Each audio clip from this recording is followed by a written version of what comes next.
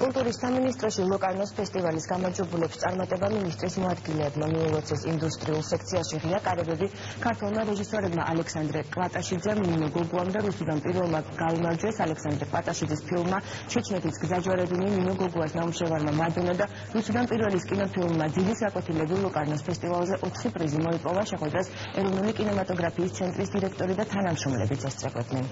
ეს არის ძალიან დიდი წარმატება ქართული კინოინდუსტრიისთვის.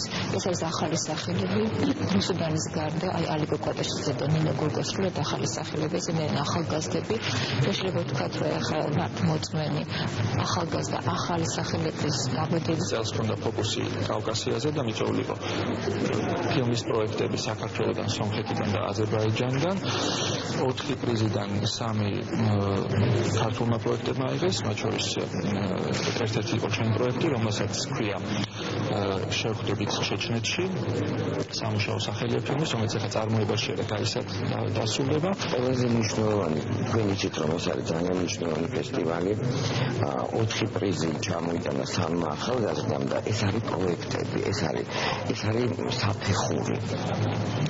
და წინ ამათ ძალიან დიდი გზა აქვს, იმიტომ რომ მე ვფიქრობ, რომ ფილმებიც დაფინანსდება, მე ვფიქრობ, რომ ეს ფილმებიც აიღებენ ჯილდოებს, ისე როგორც არაერთი ჩვენი ახალგაზრდის ნამუშევარი.